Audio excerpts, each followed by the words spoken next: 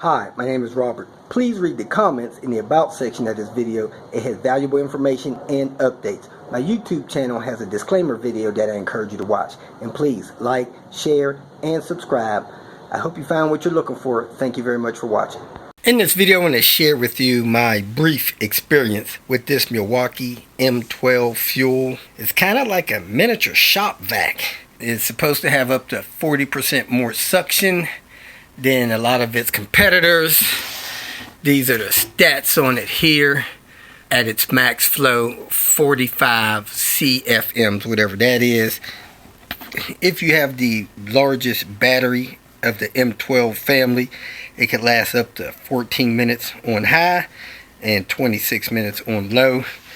The gallon capacity is a consideration if you're using it for wet vac, which is the initial reason why I purchased it. And it has a couple accessories. It has a HEPA filter, crevice tool, utility paddle, a wall mount, flexible hose. It's about 6 feet or so, and it looks like a little toolbox. This is the specification part number for it, and I decided to get this after finding water in one of my cars. One of my cars had a bad sunroof. The sunroof was damaged. It was leaking water in. So I was looking for a shop vac, and I purchased a shop vac, but having one that is battery operated makes it more flexible. I don't have to get the car up against the property to vacuum a little bit of water or something out of it. I used to be an apartment dweller, and I actually purchased a vacuum cleaner close to the same price. It was a Shark vacuum cleaner that sucks things out of my car and kind of minor detailing on my car. And this thing is probably a better alternative than that, especially if you already have Milwaukee tools with M12 batteries. Here it is. It's, come on, by no means the replacement of a full life-size shop vac. However, this thing does have good suction in it, and it can suck some stuff up, and it's great for detailing cars. As you can see, it has a battery indicator that lights up as soon as you turn it on. It has a high and a low rocker switch there, and it's a pretty compact thing when you're looking at a shop vac or a vacuum cleaner that you could take and use on your car. Excellent compact unit. You unlatch it to install a battery before use, and this is what you have. This is actually the wall mount. You can affix that to a wall and hook this thing up on the wall for storage. Save you some space. This is the fat paddle there. This is your vacuum hose, and this is your crevice tool. All neatly fits in the unit, and this of course is where you put your battery, whether it be the smaller M12 batteries or the large capacity 3.0, 6.0 M12 batteries. Once you get your battery in, you can decide whether you're going to use it for wet vac or dry vac. You unlatch these two latches here, and the top of it lifts off, and there you have your part of it for the inside. Vacuum stuff up. Got the HEPA filter on there. You don't have to use the HEPA filter, but hey, it's a nice container, and I actually used it for the first time to suck water up out of the floor of my car. I was concerned because I have the 2.0 M12 batteries. I thought, man, it may not even turn on with those. It powered on, and in the low setting, I was able to suck the water up out of the floor, almost a half a gallon of water in less than a minute. So I don't need a extended range battery just to use it. The small range battery did just fine. Now, of course, if you're going to be doing a lot of vacuuming, you want to get a larger capacity battery.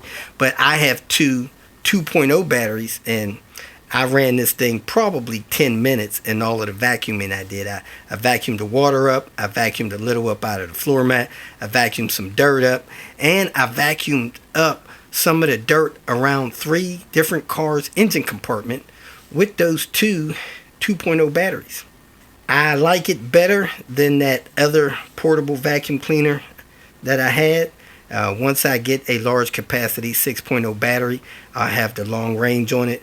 But just for detailing your car or something like that, I think it's a great tool, and it's wet or dry. I need to figure out how to get the wet filter.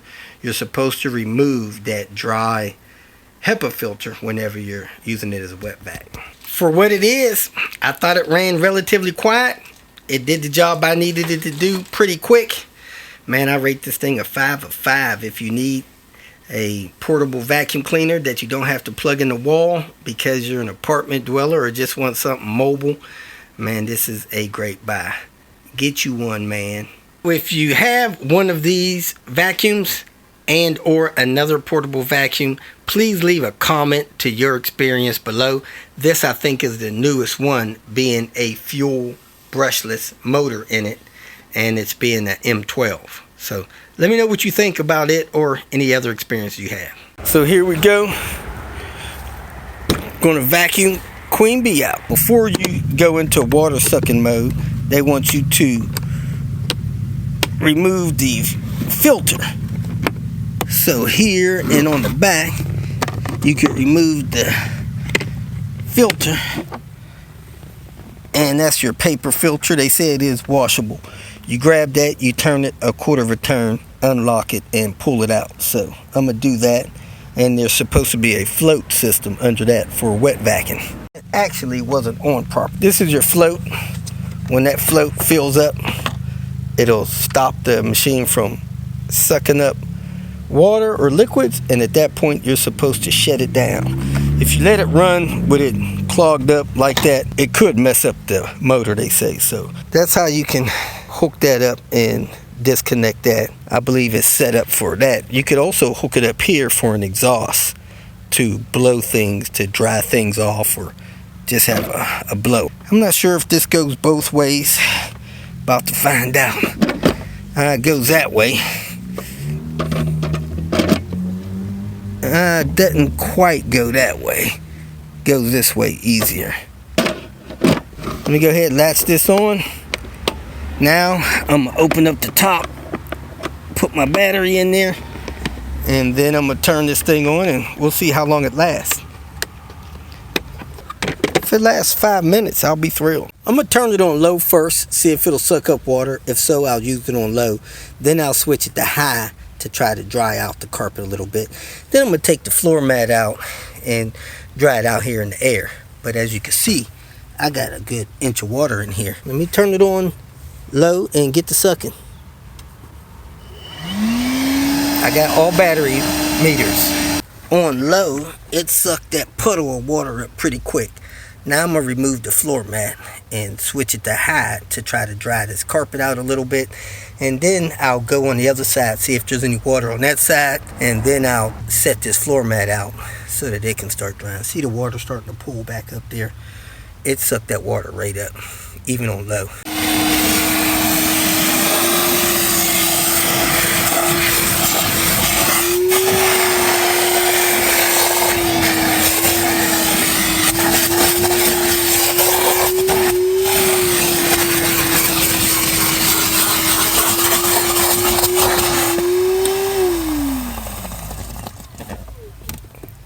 Let's see how much we got sucked up in here.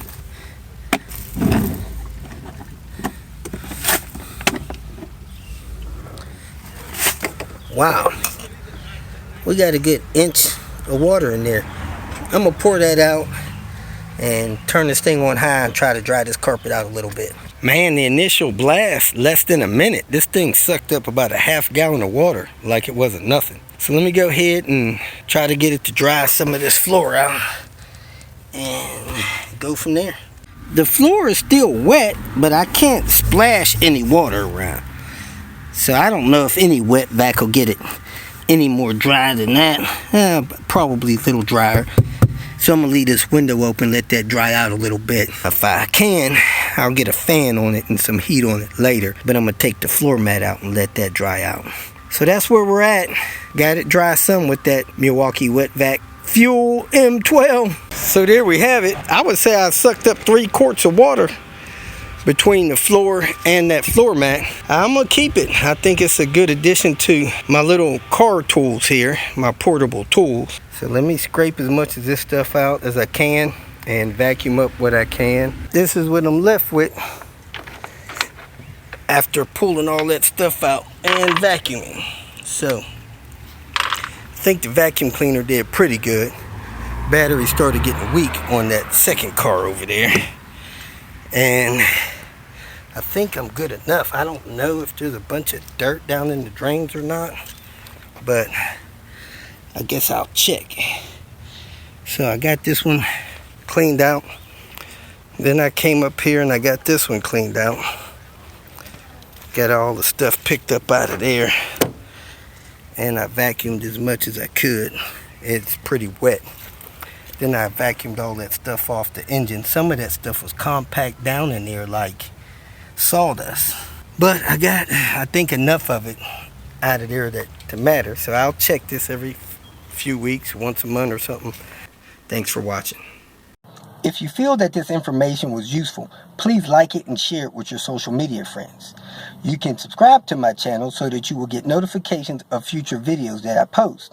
You can follow me on Twitter, and if you need to contact me directly, please visit my website.